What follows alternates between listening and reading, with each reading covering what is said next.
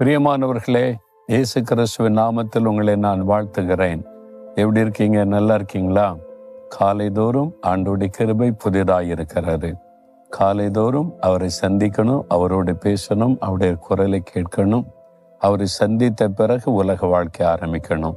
அப்போ தினமும் அவருடைய பிரசன்னத்தை உணர முடியும். நாள் முழுவதிலும் அவர் கூட இருக்கிறதை உணர்ந்து நம்ம மகிழ்ச்சியோடு செயல்பட முடியும்.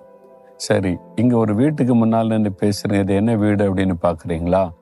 ஸ்காட்லாந்து தேசம் இருக்குல்ல, யுனைடெட் கிங்டம், அதில் ஒரு தேசம்தான் ஸ்காட்லாந்து.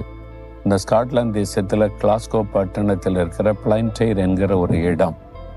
இந்த வீடு யாருடைய வீடுனா, டேவிட் லிவிங்ஸ்டன் என்கிற ஒரு மிஷினரி. அவர் மிஷினரிகளுக்கு ஒரு முன்னோடி, பயனியர் மிஷினரின்னு சொல்லுவாங்க.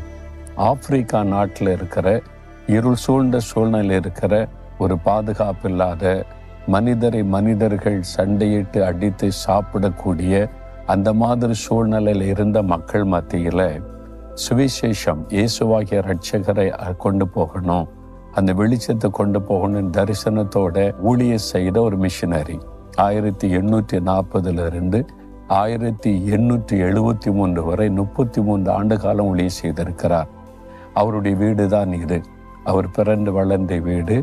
இங்கே ஒரு பருத்தி ஆலையும் இருக்கிறது. அவர் சிறு பையனாக இருக்கும்போது படித்து கொண்டே இந்த பருத்தி ஆலையில் வேலை செய்திருக்கிறார். அது மாத்திரம் ஒரு நாளைக்கு 14 மணி நேரம் வேலை செய்வாராம். 10 வயசாக இருக்கும் போதே. எவ்வளோ கடின உழைப்பாளி பாருங்க. சோம்பேறிகளை ஆண்டவர் தெரிந்து கொள்வதே இல்லை. கடினமாக உழைக்கிறவங்கள தான் கர்த்தரும் தெரிந்து கொள்ளுவார். அவர் ஒரு மருத்துவர், டாக்டராக படித்து முடித்து பைபிளும் கற்றுக்கொண்டார், மருத்துவமும் படித்து முடித்து ஒரு மருத்துவ மிஷினரியாக அந்த ஆப்பிரிக்கா மக்கள் மத்தியில் சேவை செய்ய போனார். அந்த மக்கள் மத்தியில் போய் அவங்க நிறைய வியாதியில் பாதிக்கப்பட்டு கஷ்டப்படுகிற மக்கள் மருத்துவ உதவி செய்தது மட்டுமல்ல, இயேசுவாகிய நற்செய்தியை அறிவித்தார். அந்த இடத்துல பல பாடுகள், தனிமை, வியாதி. ஒரு முறை சிங்கம் அவரை தாக்கி ஒரு கை அதனால பாதிக்கப்பட்டு போனது. அதுக்கு மத்தியிலே தான் அவங்க மத்தியில் ஊழியம் செய்தார். அவர் மரித்த போது அங்க இருக்கிற மக்கள் இயேசுவை அறிந்து கொண்டு கர்த்தருக்குள் ஒரு புது வாழ்வு பெற்றதுனால இவர் மேல ரொம்ப அன்பு காண்பித்து அவருடைய சரீரத்தை கூட இங்கிலாந்துக்கு அனுப்ப முடியாதுன்னு சொன்னாங்க.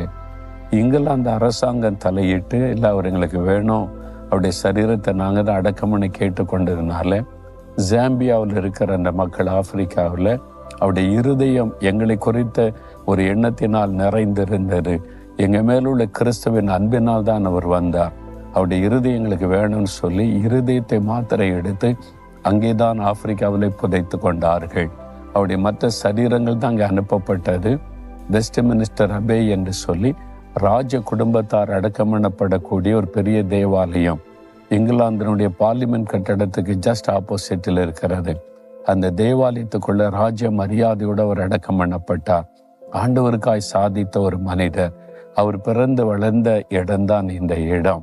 இதுங்க வரும்போதே ஆண்டவர் மேல அவர் எவ்வளவு அன்பு வைத்து தியாகத்தோடு ஊழியம் செய்திருக்கிறார்.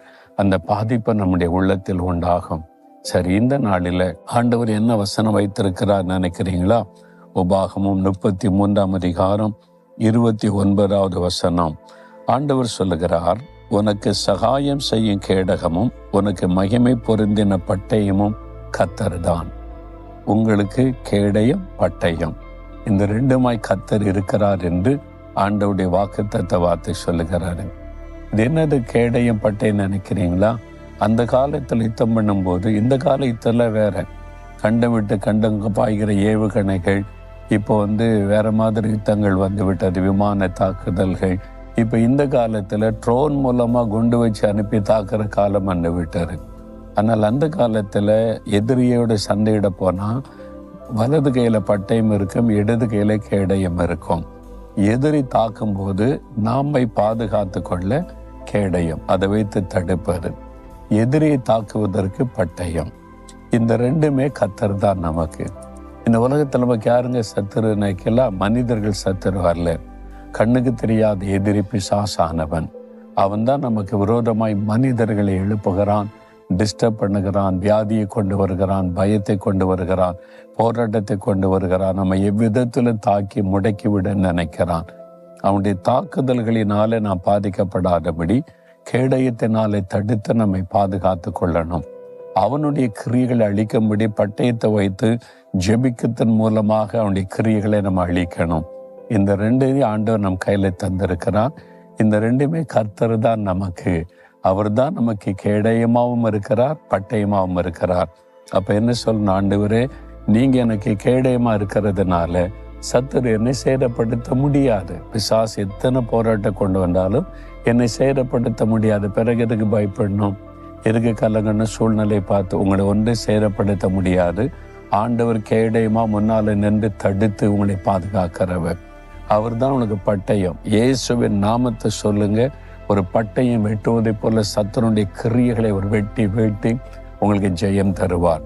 இன்றைக்கு உங்க வாழ்க்கையில் இருக்கிற போராட்டம், பிசாசு எழுப்பி இருக்கிற யுத்தம், நீங்க இன்றைக்கு தைரியமா ஆண்டவருடைய கேடயம், கர்த்தர்தான் கேடயம், கர்த்தர்தான் பட்டயம், அதை விசுவாசித்து நீங்க இயேசுவின் நாமத்தை சொல்லி ஜெபிங்க. சூழ்நிலைகள் தலைகளா மாறும். இன்றைக்கே மாறும். இப்பொழுதே விசுவாசிக்கிறீங்களா? அப்ப சொல்லுங்க, ஆண்டவரே நீங்க எனக்கு கேடயமா இருக்கிறீங்க, எனக்கு பட்டயமா இருக்கிறீங்க. சத்துரு என்னை மேற்கொள்ள முடியாது. இயேசு கிறிஸ்துவின் நாமத்தில் என் சத்துருவின் கிரியைகள் அழிக்கப்படவும் நான் ஜெயிக்கவும் நீர் எனக்கு அந்த பட்டயமாக இருந்து ஜெயம் தருகிறதற்காய் ஸ்தோத்திரம், ஸ்தோத்திரம். இயேசுவின் நாமத்தில்